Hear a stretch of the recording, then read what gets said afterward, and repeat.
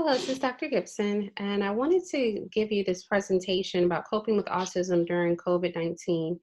In the coming days and weeks, we'll be posting more content, but this is the very first one. So it's brief, but it's just kind of an overview. So here's the overview. We're going to talk about signs and symptoms of autism spectrum disorder or autism. Talk about the impact of COVID-19, and we'll talk about some tips and tools. But importantly, disclaimer, this presentation is for informational purposes only. It does not constitute medical advice.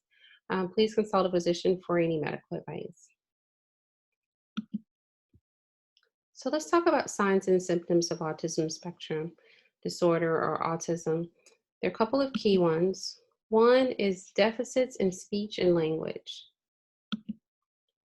Two, repetitive behavior and restricted interests. And three, difficulties with social interaction. So, what's the impact of COVID-19 on individuals with autism and families who are facing autism during this time? There are many, but I'd like to point out just a few.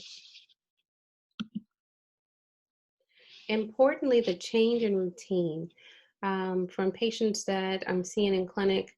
For many, it's been very disruptive to have this change in routine. Kids aren't going to school, and in some cases, parents aren't going to work. Extracurricular activities may not be available, neither are therapies. So, this change in routine is impacting individuals and their families. In some cases, there can be heightened parental stress. Um, there's so many different things that are going on during this pandemic, and just like children are adjusting to changes in routine, so are parents, and so stress can be heightened. And unfortunately, there can be illness and unexpected death due to this COVID-19 pandemic. And then there are all the unknowns. Um, we do our best to keep up with the news, with the recommendations from valid sources. However, there are many, many unknowns, and even as we enter in some parts of the country these phases of reopening, we don't know necessarily what's going to happen. So these things from COVID-19 can all be impacting us.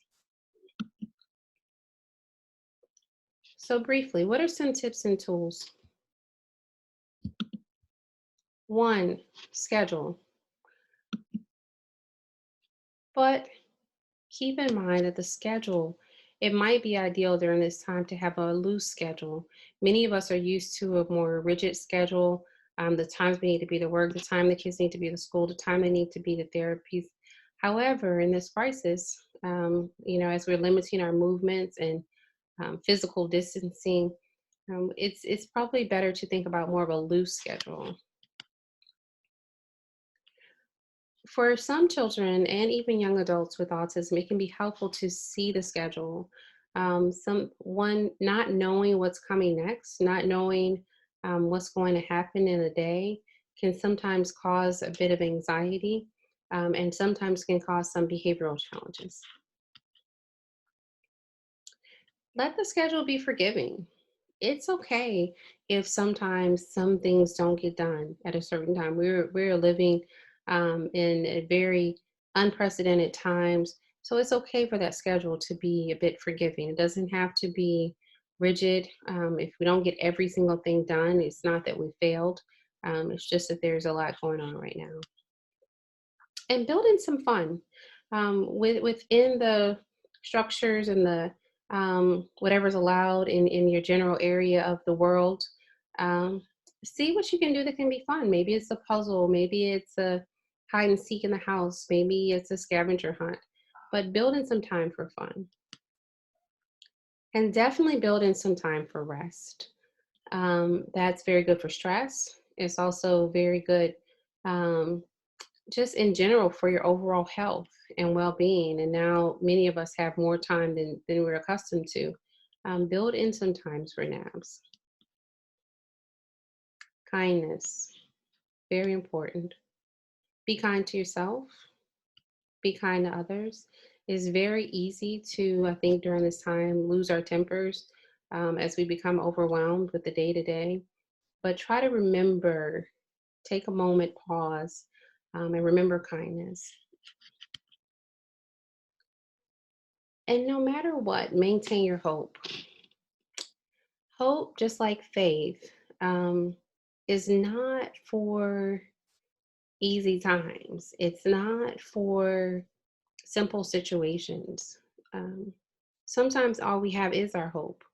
And so I encourage you, no matter what happens, no matter what the update is, no matter what the challenge is for the day, maintain that hope. Hold on to it. Hope for your future. Hope for improvements.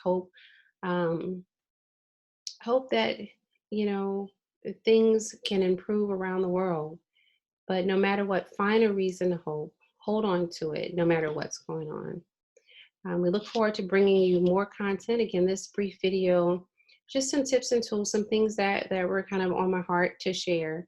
And I look forward to sharing more in the coming days and weeks. Thank you.